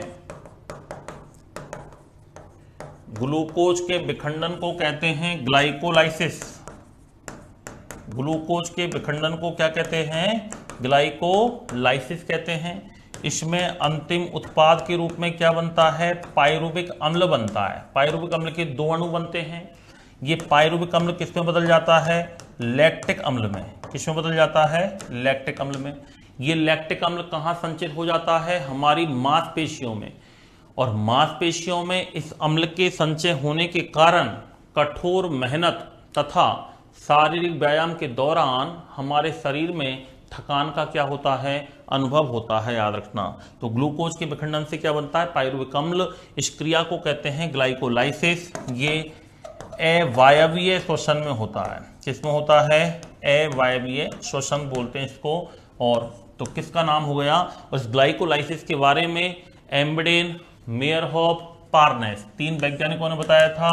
E for Embden, E for Embden, M for Meyerhof, M for Meyerhof, P for Parnas. इन तीनों ने बताया था, इसलिए इसे EMP पाथवे के नाम से जाना जाता है। क्रेब्स चक्र, इसको ट्राई कार्बोक्सिलिक एसिड TCA चक्र के नाम से भी जाना जाता है। ये भी श्वसन का प्रकार है और ये ऑक्सी श्वसन में होता है। किसमें आता है? ये ऑक्सी श्वसन, या इसको हम कहते हैं वायवीय श्वसन में आता है। ये किसमें आता है? वायवीय श्वसन में आता है। अगला क्वेश्चन है, यूकैरियोटिक जीवों में क्रेब्स चक्र की संपूर्ण क्रिया निम्नलिखित में से कहां पर संपन्न होती है? क्रेब्स चक्र यूकैरियोटिक कोशिका के अंदर हम भी आते हैं, पेड़ पौधे आते हैं। हमारे अंदर जो क्रेब्स चक्र चलता है वो माइटोकॉन्ड्रिया में होता है। कहां पर होता है? माइटोकॉन्ड्रिया में। और जो ग्लाइकोलाइसिस होगा वो कोशिका द्रव्य में होगा। ग्लाइकोलाइसिस कहां होगा बताओ? कोशिका द्रव्य में। ये जो होता है ना, ये कोशिका द्रव्य साइटोप्लाज्म में संपन्न होता है। कहां पर संपन्न होता है? साइटोप्लाज्म के अंदर। जबकि क्रेब्स चक्र जो होता है वो कहां पर संपन्न होगा? माइटोकॉन्ड्रिया में। कहां पर संपन्न होगा? माइटोकॉन्ड्रिया में होगा। अगला क्वेश्चन है, भोजन को निगलते समय श्वास नली को ढकने का कार्य कौन करता है जिससे भोजन श्वास नली में प्रवेश नहीं कर सके? ये हमारा मुख गुहा है, ये हमारी ग्रसनी है, फिर हमारी ग्रासनाल है। यहां से निकलती है श्वास नली। ये श्वास नली चली जाती है हमारे फेफड़ों के लिए। ये हमारे फेफड़े हैं। ये ग्रासनाल है, इसको तो कहते हैं श्वास नली, इसको कहते हैं ग्रासनाल। ये ग्रासनाल चला जाता है आगे जाके आमाशय के लिए। यानी सबसे पहले मुख गुहा, ग्रसनी, ये वाला पार्ट होता है ग्रसनी, इसको कहते हैं ग्रासनाल। यहां तक तो भोजन भी जाता है, वायु भी जाती है। यहां के बाद दो रास्ते बन जाते हैं। एक रास्ता श्वास नली कहलाता है, एक रास्ता ग्रासनाल कहलाता है। श्वास नली ऑक्सीजन को ले जाती है फेफड़ों तक, ग्रासनाल भोजन को ले जाती है आमाशय तक। यानी दोनों रास्ते अलग अलग हो जाते हैं। यहां से दो रास्ते हो जाते हैं। यहां के बाद एक फेफड़ों के लिए जाता है, एक आमाशय के लिए जाता है। यहां पर एक छोटा सा बॉल्व पाया जाता है जिसको कहते हैं एपिग्लॉटिस बॉल्व। क्या कहते हैं? एपिग्लॉटिस बॉल्व, घाटी ढक्कन कहते हैं। ये क्या काम करता है? भोजन के कणों को श्वास नली में जाने से रोकता है।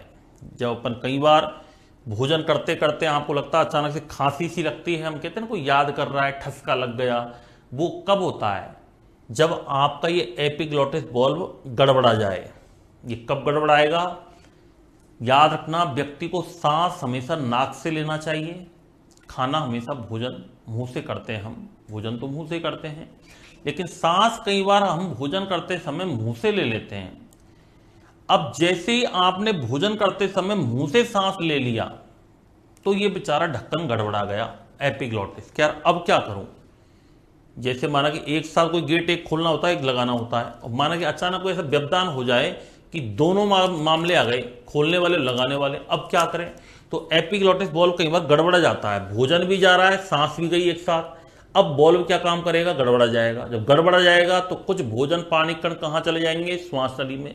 जैसे ही श्वास नली में जाते हैं तुरंत हमें खांसी से उत्पन्न होती है, क्योंकि श्वास नली के जो टिश्यू होते हैं, ऊतक होते हैं, वो स्टिमुलेट हो जाते हैं, उद्दीप्त हो जाते हैं, उनमें क्रमाकुंचन होता है, तुरंत हमें खांसी उत्पन्न होती है। हम पानी वानी पीते हैं, थोड़ा देर में अपन ठीक हो जाते हैं। तो ये कहलाता है एपिग्लॉटिस बॉल्व। क्या कहलाता है? Epiglottis valve. तो याद रखना, कभी मुंह से सांस कभी नहीं लेना चाहिए। मुंह से सांस लेना वैसे भी शरीर के लिए हानिकारक होता है। जो व्यक्ति मुंह से सांस लेते हैं उनकी आयु कम होती जाती है, क्योंकि सांस के लिए हमारी नासिका होती है। क्या होती है? नासिका होती है। तो भोजन करते समय भोजन ही करना चाहिए, सांस नाक से लेना चाहिए, वार्तालाप ज्यादा नहीं करनी चाहिए, मोबाइल नहीं देखना चाहिए, टीवी नहीं देखना चाहिए। भोजन करते समय केवल भोजन पर कंसंट्रेट करें। हम क्या होता है कि भोजन करते समय हम कई सारी चीजें करते हैं जो कहीं ना कहीं हमारे लिए गलत साबित हो सकती है। हम कहीं ना कहीं, हमारा दिमाग कहीं और रहता है, भोजन हमारे सामने है, कई सारी क्रियाएं चलती रहती हैं हमारी, तो कहीं ना कहीं उससे प्रभाव पड़ता है। तो ये जो श्वास नली होती है, जैसे श्वास नली को फंस जाए तो तकलीफ हो जाती है। कई बार तो अभी आपने थोड़े दिन पहले की बात है, लगभग 7-8 महीने पहले की बात है, आपने पढ़ा होगा कि एक छोटा बच्चा था जिसके पिताजी चॉकलेट लेके आए थे विदेश से, और अखबार में न्यूज आई थी कि बच्चे की चॉकलेट खाने से डेथ हो गई। मैंने भी पढ़ा उस खबर को, अगर बच्चे की चॉकलेट खाने से डेथ कैसे हो गई। तो फिर मैंने उसको पढ़ा तो पता चला कि बच्चे ने जैसे चॉकलेट खाई, डॉक्टरों ने भी उसका यही कारण दिया था, न्यूज़पेपर में भी आया था कि जैसे बच्चे ने चॉकलेट खाई तो चॉकलेट खाते समय मुंह से बच्चे ने सांस ले लिया। अब वो सांस लिया तो क्या हुआ? ये बॉल्व खुल गया। ये बॉल्व क्या काम करता है? भोजन को श्वास नली में जाने से रोकता है। जब भोजन आता है तो इस श्वास नली पे ढक जाता है, इधर भेज देता है। जब वायु आती है तो ये वायु को इधर भेज देता है। अब क्या हुआ कि बच्चे ने चॉकलेट भी खाई और सांस भी ले लिया, दोनों काम एक साथ हो गए। अब दोनों कामों को एक साथ कैसे करें? तो ये गड़बड़ा गया मामला। तो वो चॉकलेट जानी तो चाहिए थी उस बच्चे की ग्रास नाल में, गलती से कहां फंस गई? श्वास नली में फंस गई। जैसे श्वास नली में फंसी तो बच्चे को खांसी लगी, थोड़ा सा बेहोशी टाइप की हुई, उसको तुरंत उसको हॉस्पिटल में एडमिट कराया। आधा घंटे बाद बच्चे की डेथ हो गई। डॉक्टरों ने भी कारण बताया कि चॉकलेट जो थी वो बच्चे की श्वास नली में जाके फंस गई थी, इसकी वजह से उसको सांस नहीं आया, अंदर की गए अंदर रह गई, बाहर की बाहर रह गई थी। बच्चा थोड़ी देर में आधे घंटे तक तड़फड़ाया और बच्चे की डेथ हो गई। ऐसा होता है जब श्वास नली में कोई चीज ऐसी फंस जाए। अब भोजन पानी का एक छोटा कण है तो फिर तो हमें एडजस्ट फिर भी हो जाता है, लेकिन अब बच्चे की श्वास नली बहुत छोटी होती है, उसमें चॉकलेट जाके फंसना। अब चॉकलेट वैसे आजकल जेली जैसी आती हैं, वो फंस गई, उसके बाद बच्चे की आधे घंटे में ही डेथ हो गई। तो कई बार ऐसी घटना भी घटित हो सकती है। तो इसका आंसर क्या होगा? बी होगा। उम्मीद करता हूं आपको चीज समझ में आया होगा और इस चीज को आप दैनिक जीवन में भी उतारें। आप खाना खाते समय विशेष ध्यान रखें, बच्चों का भी विशेष ध्यान रखें। अगला क्वेश्चन है, किस कारण से श्वास नली से वायु के निकल जाने पर भी वह चिपकती नहीं है? तो हमारी जो श्वास नली होती है, याद रखना, हमारी जो श्वास नली होती है, ये श्वास नली है, फिर ये श्वसनी है, फिर ये दो फेफड़े हैं, याद रखना इस प्रकार से फेफड़े होते हैं। इस श्वास नली पर ऐसे छल्ले पाए जाते हैं, शी आकार के छल्ले पाए जाते हैं, जो कि हाइलिन उपास्थि के बने होते हैं। कौन सी उपास्थि के? हाइलिन उपास्थि के छल्ले पाए जाते हैं, बलय पाई जाती हैं, जो कि श्वास नली को क्या करती हैं? पिचकने से रोकती हैं, याद रखना। तो 31 का राइट आंसर क्या होगा? सी होगा। अगला क्वेश्चन है, स्तनधारियों में श्वसन होता है। स्तनधारी में हम सभी लोग आते हैं जिनमें शिशुओं को दूध पिलाने के लिए स्तन ग्रंथियां पाई जाती हैं, उन सबको स्तनधारी वर्ग के अंदर रखा गया है। स्तनधारियों में श्वसन क्या क्लोम के द्वारा होता है, श्वास नली द्वारा होता है, त्वचा द्वारा होता है या फेफड़ों द्वारा? जितने भी स्तनधारी वर्ग के जीव हैं, गाय, भैंस, बकरी, ऊंट, घोड़ा, बंदर, भालू, मनुष्य, सभी के अंदर श्वसन क्रिया किसके द्वारा होती है? फेफड़ों के द्वारा होती है। तो फिर श्वास नली के द्वारा किसकी होती है? श्वास नली द्वारा याद रखना कीटों में होती है। किसमें होती है? कीड़े मकोड़ों में होती है। त्वचा के द्वारा मेढक में होती है। किसमें होती है? मेढक में। इसके अलावा केंचुआ में भी याद रखना श्वसन क्रिया किससे होता है? त्वचा क्यूटिकल परत के द्वारा होता है। अगला है, श्वसन क्रिया में वायु के कौन से घटक की मात्रा में कोई परिवर्तन नहीं होता है? दोस्तों श्वसन क्रिया में हम बात करें तो याद रखना, इंपॉर्टेंट चीज बता रहा हूं, एक टेबल है,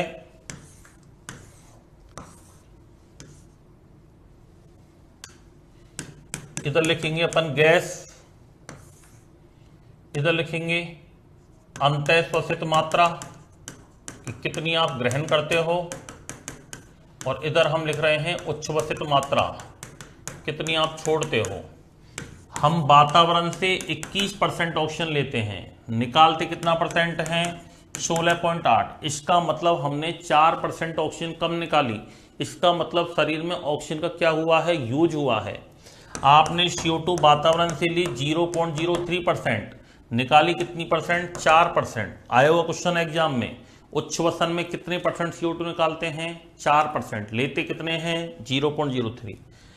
यानी इनके आयतन पर तो प्रभाव पड़ा, लेकिन नाइट्रोजन आप वातावरण से लेते हो 78% और 78 ही बाहर निकाल देते हो, तो राइट आंसर क्या हो जाएगा? डी। नाइट्रोजन के आयतन पर कोई प्रभाव नहीं पड़ता है, नाइट्रोजन हमारे कोई काम की नहीं होती है। अगला क्वेश्चन है 34, क्वेश्चन नंबर 34।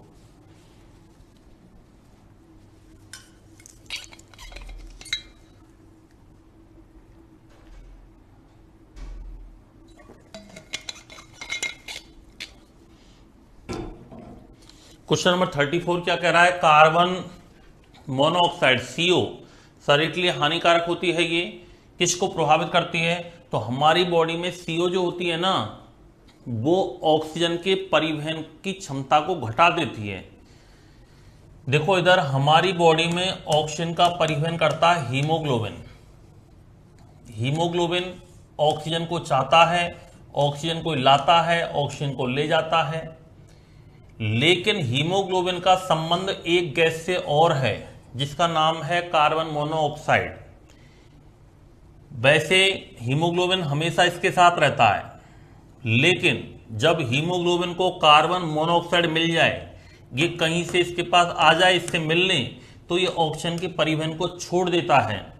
ये किसके परिवहन में लग जाता है? CO के परिवहन में। हीमोग्लोबिन ऑक्सीजन से जुड़ने की जितनी क्षमता रखता है उससे लगभग 220 गुना ज्यादा किससे रखता है? कार्बन मोनोऑक्साइड से। यानी जब जब हीमोग्लोबिन को CO मिल जाए तो ये ऑक्सीजन को छोड़ देता है, याद रखना। इसीलिए बंद कमरे में अंगीठी जलाकर सो जाने से व्यक्ति की मृत्यु हो जाती है। या फिर जैसे कोई व्यक्ति, एक व्यक्ति सिगरेट पी रहा है, एक उसको देख रहा है, दो दोस्त हैं, एक स्मोकिंग कर रहा है, एक उसके साथ खड़ा हुआ है, क्या नुकसान दोनों का है? बिल्कुल नुकसान दोनों को ही है, पीने वालों को भी है, उसे देखने वाले को भी है। क्योंकि देखने वाले का जो हीमोग्लोबिन है उसको तुरंत स्मेल आ जाती है। कोई व्यक्ति बाहर बीड़ी सिगरेट पीता है, तुरंत हमें स्मेल आ जाती है। इसका कारण यह है कि हमारा हीमोग्लोबिन को पता लग गया कि मेरी कार्बन मोनोऑक्साइड अब मेरे पास आने वाली है, तो वो ऑक्सीजन को परिवहन छोड़ देता है और CO के परिवहन में लग जाता है। इसीलिए जब बंद कमरा होता है, कोयले का दहन होता है, तो कार्बन मोनोऑक्साइड निकलती है, और कार्बन मोनोऑक्साइड जैसे ही हीमोग्लोबिन को पता चलेगा कि कार्बन मोनोऑक्साइड आ चुकी है, वो तुरंत ऑक्सीजन को छोड़ देगा, वो कार्बन मोनोऑक्साइड के परिवहन में लग जाएगा। और कार्बन मोनोऑक्साइड शरीर के लिए क्या होती है? हानिकारक होती है, जो कि RBC को नष्ट करती है और हमारे ऑक्सीजन की परिवहन क्षमता को क्या कर देती है? कम कर देती है। क्या कर देती है? कम कर देती है। इसीलिए कार्बन मोनोऑक्साइड शरीर के लिए क्या होती है? हानिकारक होती है।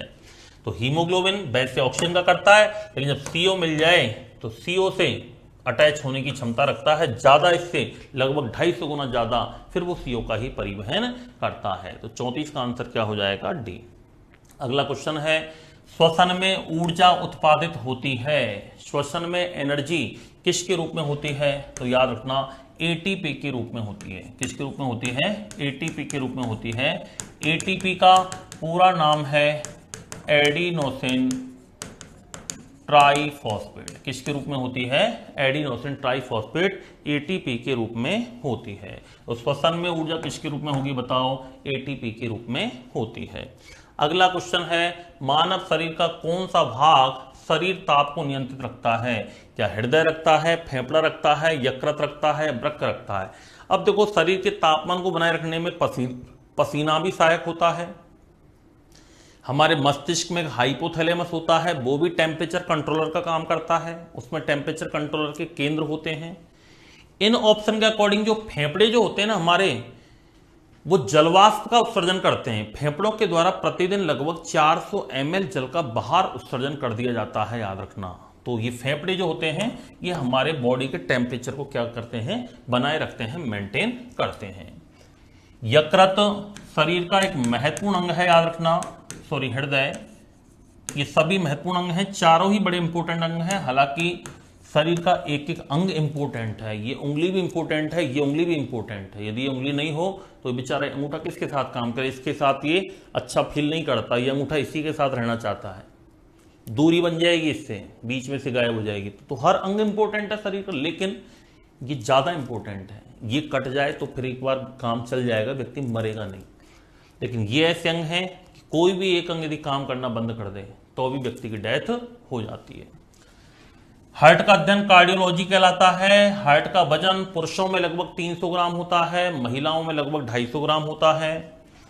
यकृत का वजन 1.2 से 1.5 किलोग्राम होता है, याद रखना। यकृत को शरीर की जैव रासायनिक प्रयोगशाला कहते हैं,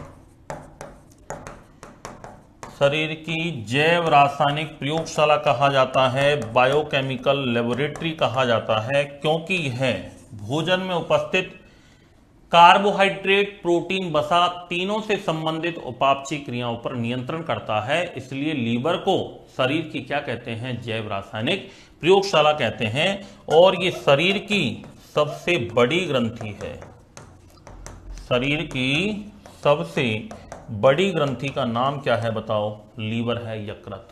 वृक्क क्या होती है? वृक्क को हम किडनी कहते हैं, और वृक्क रक्त का परानिस्संदन का कार्य करती हैं, रक्त को छानती हैं। रक्त को परानिस्संदन करने का, रक्त को छानने का काम कौन करेगी? किडनी करेगी। और रक्त का शुद्धिकरण कौन करेगा बताओ? फेफड़े करते हैं। शुद्धिकरण का मतलब होता है कि रक्त ऑक्सीजन युक्त है या CO2 युक्त है। तो शुद्धिकरण कहाँ होगा? फेफड़ों में होगा। सही आंसर क्या हो जाएगा इसका? फेफड़े। अगला क्वेश्चन है, निम्नलिखित में से कौन सा शारीरिक अंग श्वसन क्रिया में भाग नहीं लेता है? क्या श्वसनी भाग नहीं लेती श्वसन क्रिया में? बिल्कुल लेती है। डायफ्राम भी लेता है, श्वास भी लेती है, लेकिन बोमेन संपुट जो होता है ये नहीं लेता, क्योंकि बोमेन संपुट उत्सर्जन तंत्र का भाग है। किसका भाग है ये? उत्सर्जन तंत्र का भाग है। बोमेन संपुट एक प्याली नुमा संरचना होती है जिसमें अपशिष्ट पदार्थों युक्त गंदा रक्त आता है। ये नेफ्रॉन का भाग होता है। वृक्क की मुख्य संरचनात्मक एवं क्रियात्मक इकाई को नेफ्रॉन कहते हैं। ये नेफ्रॉन का भाग होता है जिसमें रक्त छनता है। क्या करता है? रक्त छनता है। बाकी तीनों ही याद रखना किसके पार्ट हैं? श्वसन के पार्ट होते हैं। डायफ्राम श्वसन क्रिया में सहायक होता है। डायफ्राम एक विशेष प्रकार की पेशियों से मिलकर बना होता है जिनको अरीय पेशियां कहते हैं, जिनमें फैलने और सिकुड़ने की क्षमता होती है। हमारे जो फेफड़े फूलते हैं, पिचकते हैं, ये डायफ्राम की सहायता से पिचकते फूलते हैं, क्योंकि फेफड़ों में पेशियां नहीं होती हैं। फेफड़े ना तो स्वयं फूल सकते हैं ना ही पिचक सकते हैं। ये काम किसके माध्यम से होता है? डायफ्राम के माध्यम से होता है। अगला क्वेश्चन है, फेफड़ों से ऑक्सीजनीकृत होकर रक्त कहां आता है? फेफड़ों से जब रक्त शुद्ध हो जाता है तो सबसे पहले हृदय के बाएं आलिंद में आता है। ये हार्ट के लगभग ऐसे 4 पार्ट होते हैं।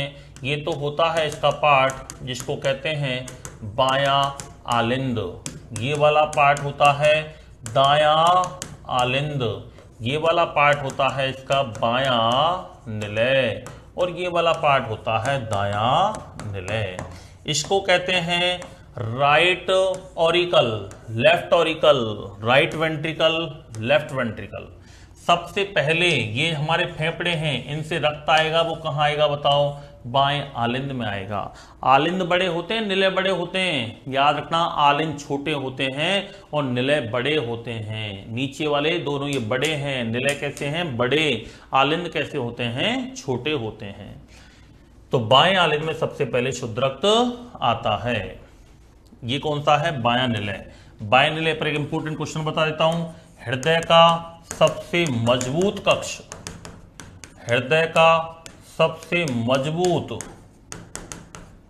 मोटी भित्ति वाला कक्ष, मोटी भित्ति वाला कक्ष कौन सा होगा बताओ? बायां निलय होगा। और सबसे बड़ा भी यही होता है, सबसे बड़ा कक्ष। देख लो डायग्राम में मैंने बनाया है, सबसे बड़ा बताओ चारों में कौन सा लग रहा है आपको? बायां निलय। तो सबसे बड़ा कौन सा होगा? बायां निलय होगा। अगला क्वेश्चन है, आरएच कारक की खोज की गई थी सी आर्चिन नामक इकाइनोडर्मेटा में? नहीं। टार्पीडो में? नहीं। स्क्लोडियन में? नहीं। स्क्लोडियन को कुत्ता मछली कहते हैं, याद रखना, कुत्ता मछली का नाम होता है। मकाका रीसस बंदरों में? बिल्कुल। आरएच कारक की जो खोज की गई थी वो मकाका रीसस बंदर में की गई थी। क्या होता है आरएच कारक? आरएच कारक याद रखना एक एंटीजन की तरह काम करता है। किसकी तरह काम करता है? एंटीजन की तरह काम करता है। ये लगभग संसार में 85% लोगों में आरएच कारक होता है, 15% लोगों में आरएच कारक नहीं होता है। भारत की बात करें, ये तो हो गई बर्ड की बात। इंडिया की बात करें तो इंडिया में लगभग 93% लोगों में आरएच कारक होता है, 7% लोगों में आरएच कारक नहीं होता है। आरएच कारक की खोज लैंड स्टीनर और बीनर के द्वारा की गई थी। किसके द्वारा की गई थी? लैंड स्टीनर तथा बीनर द्वारा मकाका रीसस बंदर में की गई थी सबसे पहले। बाद में पता चला कि यह कारक अधिकांश मनुष्यों में भी पाया जाता है। जिसमें पाया जाता है उसे आरएच पॉजिटिव कहते हैं, जिसमें नहीं पाया जाता है उसे आरएच नेगेटिव कहते हैं। लगभग ये रेशो हमारे सामने है। अधिकतर लोगों में आरएच कारक होता है, इसीलिए अधिकतर लोगों का ब्लड ग्रुप कैसा होता है? आरएच पॉजिटिव होता है। ये नॉर्मल पॉजिटिव ब्लड ग्रुप वाले मिलते हैं। यदि नर आरएच पॉजिटिव है और मादा आरएच नेगेटिव है, केवल एक की स्थिति ऐसी है जो विवाह के लिए अयोग्य जोड़ा माना जाता है। हालांकि इसका विलास संभव है, लेकिन मेल यदि पॉजिटिव है, फीमेल नेगेटिव है, तो इनसे उत्पन्न प्रथम संतति तो सामान्य पैदा होती है, लेकिन सेकंड संतति, माना कि सेकंड जो बच्चा हुआ और वो मादा के शरीर में, माना कि है मादा के शरीर में होगा, और यदि वो आरएच पॉजिटिव है शिशु, तो सेकंड संतति की मृत्यु, क्योंकि महिला कैसी है? नेगेटिव, बच्चा कैसा है? पॉजिटिव। नेगेटिव वाला व्यक्ति कभी भी पॉजिटिव से ब्लड नहीं ले सकता, याद रखना। जब नेगेटिव के शरीर में पॉजिटिव का ब्लड जाता है तो रक्त का थक्का बनने के कारण, क्लम्पिंग होने के कारण सेकंड संतति की मृत्यु या तो कई बार भ्रूणीय अवस्था में हो जाती है या जन्म लेने के पश्चात हो सकती है। ऐसे बच्चों का जन्म समय से पूर्व हो जाता है। ऐसे बच्चे पीलिया ग्रसित पैदा होते हैं। इस रोग को कहते हैं इरिथ्रोब्लास्टोसिस। इंपोर्टेंट है, याद रखना, इरिथ्रोब्लास्टोसिस फोइटिलिस, या इसको कहा जाता है गर्भ रक्ताणुकोरकता। क्या कहते हैं? गर्भ रक्ताणुकोरकता कहते हैं।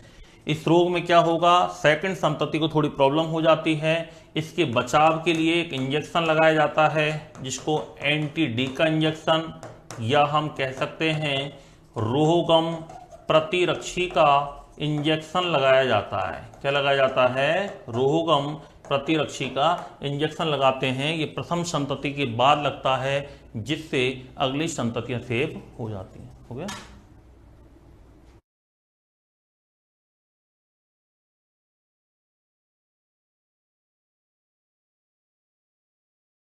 डी। चलिए अगला क्वेश्चन है question number 40। Call and Steiner ने एंटीजन के आधार पर रक्त समूह कितने भागों में बांटा था? तो एंटीजन के आधार पर एक तो ए, एक बी, एक ए बी और ओ। ए में एंटीजन ए पाया जाता है, ए में एंटीजन ए होगा, बी में बी होगा, ए बी में एंटीजन ए और बी दोनों होते हैं, ओ में एंटीजन नहीं होता है। एंटीबॉडी जस्ट इसका विपरीत होगा, ए वाले में एंटीजन बी, बी वाले में ए बी वाले में एंटीजन होते हैं, एंटीबॉडी नहीं होगा, ओ वाले में एंटीजन नहीं होगा लेकिन एंटीबॉडी होते हैं। तो टोटल भाग कितने हो गए? 4। तो कितने भागों में बांटा? 4। तो दोस्तों ये हमने इस वीडियो के अंदर लगभग 1 से लेकर के 40 क्वेश्चंस बायोलॉजी के यहाँ पर सॉल्व किए हैं। इसकी बात की चर्चा हम नेक्स्ट क्लास के अंदर करेंगे। Thank you.